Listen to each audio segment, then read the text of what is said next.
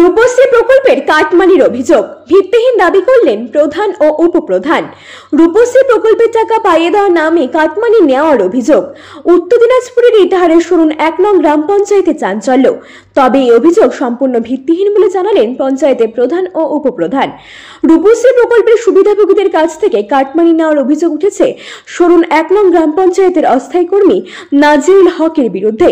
অভিযোগ 25,000 টাকা পাওয়ার জন্য 5,000 টাকা দাবি করা হয়েছিল, কিন্তু এতদিনও টাকা হাতে পাননি আবেদনকারী। ক্ষুব্ধ গ্রামবাসীরা অভিযুক্তকে মারধর করেন বলে অভিযোগ।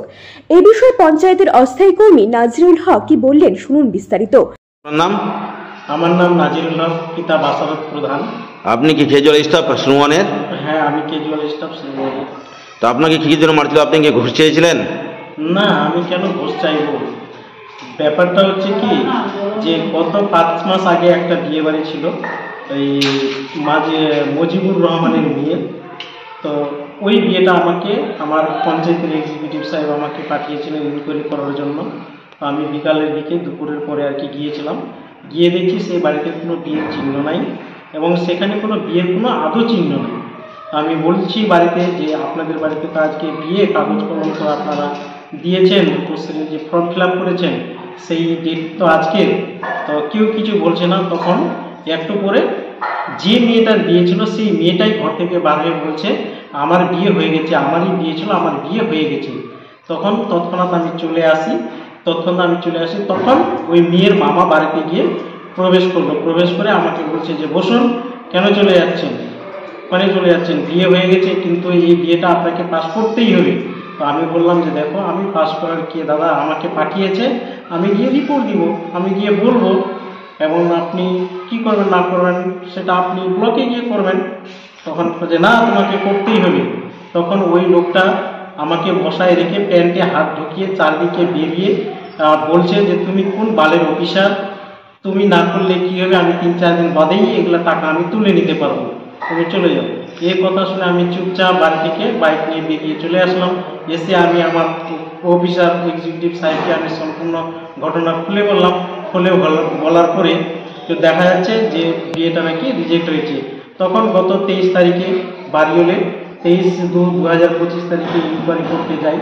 তখন সেখানে আমাকে ওই আগের যে টাকা পয়সা ঢুকে নিয়ে আমাকে আবার বলছে যে তুমি টাকাগুলো তুলে নিয়েছো, আমার টাকা কেন হয়নি, তোমাকে মারতে হবে। এই নিয়ে আমাকে প্রথম অবস্থায় মোবাইলটা কেড়েছে একটা দাড়িওয়ালা লোক, তার নাম হচ্ছে আমুন, এবং সেই আমাকে মেরেছে। এবং তার দাদাজি মুজিবুর রহমান আছে, সে আমাকে লাফ মেরে চেয়ার থেকে ফেলে দিয়েছে।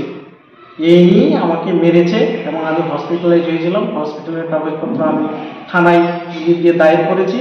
আর এই যে বলছে, কালকে আমি একটা ভিডিও ভাইরাল হয়েছে দেখেছি যে 5,000 টাকা নাকি আমাকে দিয়েছে, সেটা হচ্ছে ভিত্তিহীন। আমাকে কেন টাকা দিবে, আমি কেনই বা টাকা নিব, টাকার তো কোনো প্রশ্নই ওঠে না। আপনাকে কি প্রধান উপপ্রধান কিছু চাওয়ার জন্য বলছিল? না, আমাকে ওনারা কোনো কিছু বলেনি। আমি ওনারই কর্মচারী, আমাকে কেন বলবে এই বিষয় নিয়ে? ওনারা আমাকে কোনো কিছু বলেনি যে টাকা নাও কি এটা করো ওটা করো, আমাকে বলেনি। আমাকে জাস্ট শুধু বলেছে যে তুমি ইনকোয়ারি করতে যাও, রিপোর্টগুলো এনে দাও, বাস এইটুকু। এছাড়াও সেদিন শুনুন এক পঞ্চায়েতের প্রধান ও উপপ্রধানের বিরুদ্ধে টাকা নেওয়ার অভিযোগ করেন বাড়ির লোকেরা। তবে এই অভিযোগ সম্পূর্ণ ভিত্তিহীন বলে দাবি করছেন পঞ্চায়েতের প্রধান উষারানী দাস এবং উপপ্রধান মুজাহিদ আলম। তাদের বক্তব্য, সরকারি প্রকল্পের টাকা পেতে কোনো কাটমানির প্রয়োজন নেই। উষারানী দাস, প্রধান শুনুন 1 নং গ্রাম পঞ্চায়েত।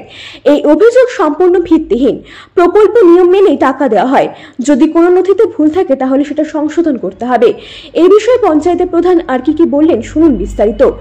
গতকাল থানায় বিডিও অফিসে অভিযোগ হয়েছে আপনাদের নামে, তো সুনওয়ান জিপির নামে, রূপশ্রী প্রকল্পের জন্য। এটা আপনি রূপশ্রী প্রকল্পের জন্য কি বলতে চান? আমি বলতে চাই যে যারা অভিযোগ করছে সেটা সম্পূর্ণই মিথ্যা, বাকি কিছু নয়। শুধু আমাদের সুনওয়ান গ্রাম পঞ্চায়েতের প্রধান, উপপ্রধান এবং মেম্বারদের, আমাদের এমএলএ সাহেবকে বদনাম করার জন্য এরকম ঘটনা ঘটেছে। রূপশ্রীর কাগজপত্র কি আপনারা জমা নেন না ব্লকে জমা হয়? ব্লকে জমা হয়। ঠিক আছে, প্রধান সাহেব আপনি বলেন এই ঘটনা কতদূর কি জানেন আপনি? আমরা যতদূর জানি, এই মমতা ব্যানার্জির সরকারের আমলে যে সরকারি বিভিন্ন প্রকল্পগুলি চালু হয়েছে, এই সরকারি প্রকল্পের সুবিধা পাইয়ে দেওয়ার জন্য কোনো রকমের পয়সা দিতে হয় না। তথাপি আমাদের ক্যাজুয়াল স্টাফ বাড়িওলে ইনকোয়ারি করতে গেছিলেন রূপশ্রী। এর আগে একটা রূপশ্রী ব্যাকডেটে করতে বলছিলেন এই ক্যাজুয়াল স্টাফ নাজিরুল হককে, তিনি সেটা করেননি এবং আনডিউ অ্যাডভান্টেজ দেননি সেই ব্যক্তিদের। তার জন্য ওনার সাথে আমাদেরও প্রধান এবং উপপ্রধান আমাদের স্বচ্ছ ভাবমুক্তর প্রতীক এমএলএ সাহেব মোশাররফ হোসেনকেও কালিমালিপ্ত করেছেন এবং আমাদের নাকি উনি বলেছেন যে টাকা লাগবে, এরকম আমাদের কোনোদিন বলেনও নেই উনি। এবং কিছু দালাল আমাদের সময় থেকে আর দালালি করতে পারছে না এবং তাদের রাস্তা প্রায় বন্ধের দিকে, তার কারণে আমাদের কালিমালিপ্ত করছেন প্রধান উপপ্রধান এবং দলকে, কারণ আমাদের ওরা বিরোধী স্টেজে আছে এবং এটা সম্পূর্ণ মিথ্যা এবং ভিত্তিহীন। আপনি যে দালাল বলছেন ওই লোকটিকে আপনি চিহ্নিত করতে পারবেন? চিহ্নিত করতে পারবো কি পারবো না, কিন্তু যারা ওই ব্যক্তিদের মহিলাদের নিয়ে গিয়ে ওখানে অভিযোগ করিয়েছেন তারা নিশ্চয়ই দালালের মধ্যে পড়েন, কারণ তাদের একটা দালালের ছাপ আছে। না হলে এইভাবে বিভিন্ন লোককে প্ররোচনা করে দিয়ে কারো প্রধান বা উপপ্রধান বা এমএলএ বা দলের এগনেস্টে কোনো কিছু অভিযোগ করতে পারে না। নিশ্চয়ই ওরা দালালের মধ্যেই পড়েন। ঠিক আছে। শুনুন 1 নংয়ের উপপ্রধান মুজাহিদ আলম বলেন, সরকারি প্রকল্পে কোনো দুর্নীতি নেই, যদি কোনো সমস্যা থাকে সেটা প্রশাসনিকভাবে দেখা হবে। এ প্রসঙ্গে তিনি আরো কি বললেন শুনুন বিস্তারিত। এদিকে ঘটনা ইতিমধ্যেই থানায় এবং বিডিও অফিসে লিখিতভাবে জমা পড়েছে।